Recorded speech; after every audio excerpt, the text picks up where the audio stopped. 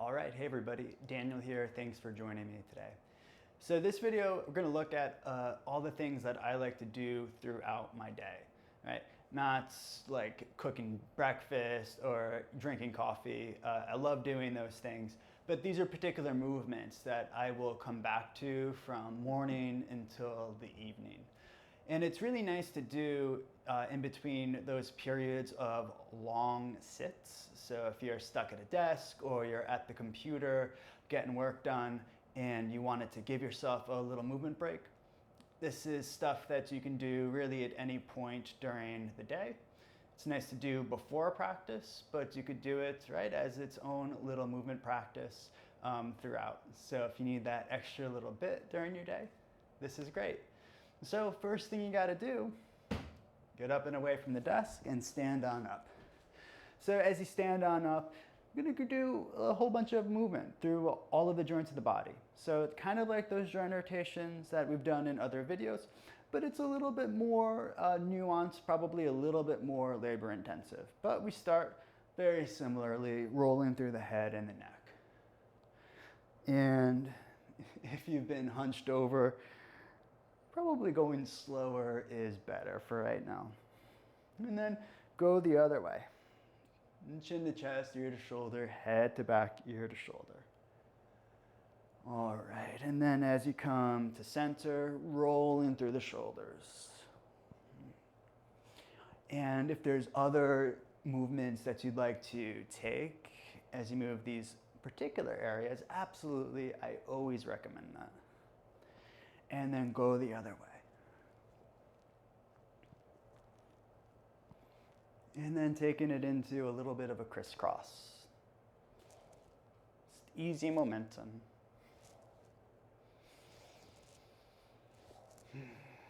And going a little bit side to side. Pretty gentle. Good. And then you can go arms up. You can interlace your fingers, flip them up towards the sky. And I like to just tick-tock a little bit, just going side to side, getting into intercostals, obliques, and coming through center. Hands to your hips and circle through the hips. Hit all the corners. And going the other direction.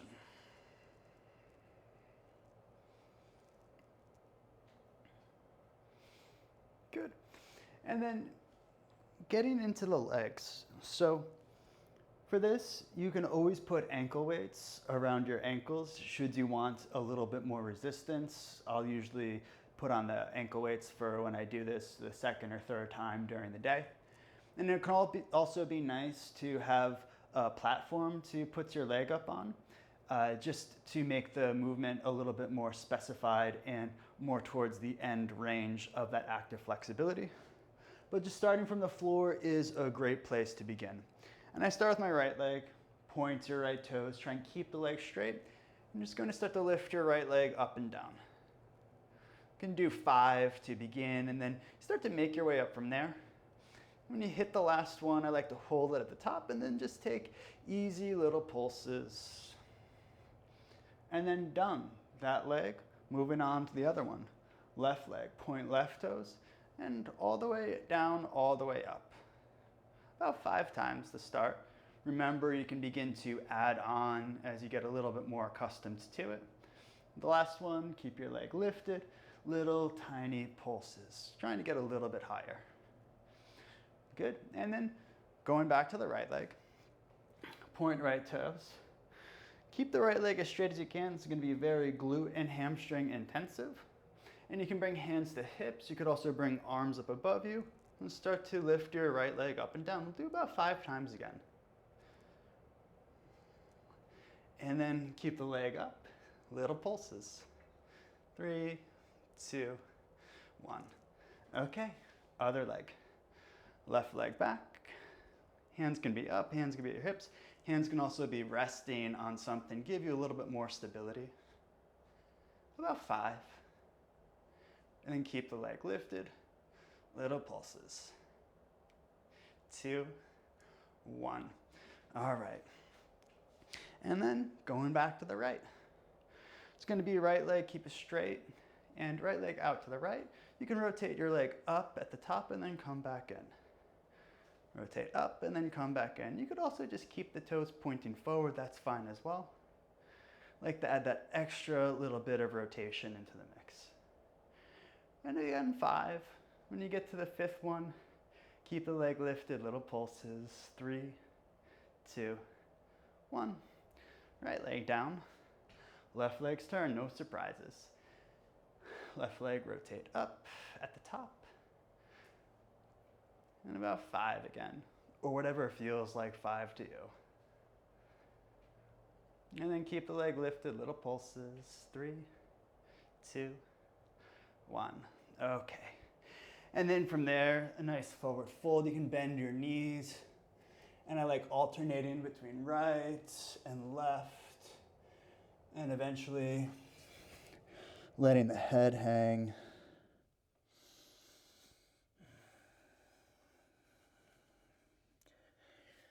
And from there, you can take your knees and bend them, and then heels in, toes out. So you can come into this horse pose or wide second position, whatever you call it.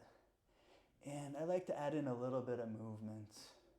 Just going side to side. The whole time though, I feel like my hips are really drawing forward and my knees are drawing backward.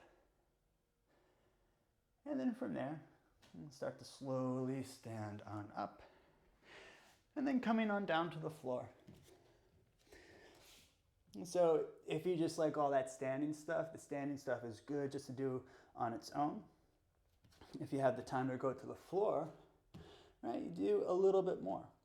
So usually start by making little circles around my wrist and continue to push your hands into the floor. Keep the spine fairly neutral, or at least have an idea of what your spine is doing and make sure it's doing something for you. And then let's start to circle the other way.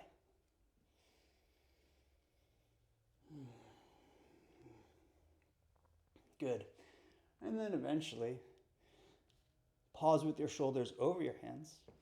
And it's going to be a little lift of the base of the palm. This is especially important to do if you plan on doing some inversions, particularly handstands later on. Great way to warm up the wrists. And if you ever needed more, you draw your shoulders a little bit more forward. That intensifies it. You need a little bit less, you draw your shoulders back. And again, maybe 5, 10. I probably did about 10.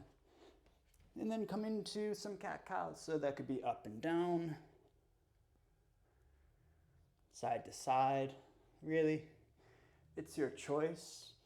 Whatever you might need during that particular time of the day, do it.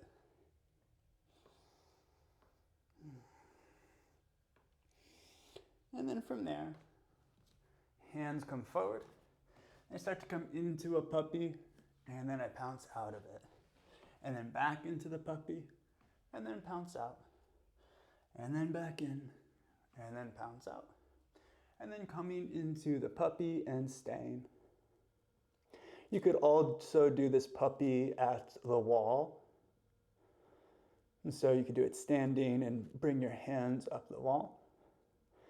And if you're fine going onto the floor, makes it a little bit more seamless. Nice. And then you start to slowly draw yourself forward onto your belly for a Sphinx. And then from your Sphinx pose, curl your toes under, lift up your belly, hips, thighs, and knees. It's plank pose on your elbows. In your plank pose, push strongly into your arms. Draw your belly in. It's probably good enough for right now. Slowly lower back down to knees, thighs, hips, belly, Sphinx. Good. And then slowly lower all the way down. Press yourself back to a downward facing dog. In your downward facing dog, kind of move it around, pedal your feet.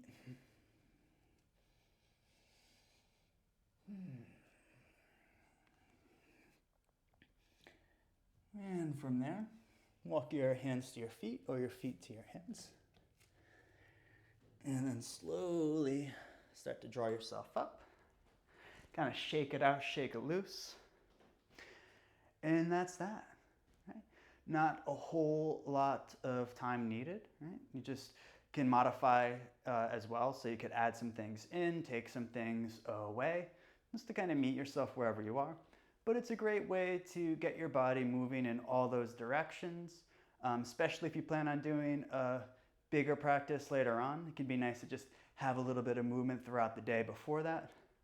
Or it can just be a nice way to remind yourself, hey, I got this body. It's pretty awesome. I'm gonna move it. If you have any questions about this video or anything that you'd like to modify, feel free to shoot me a message. If you like these videos, definitely subscribe. And if you ever want to talk yoga, movement, please reach out.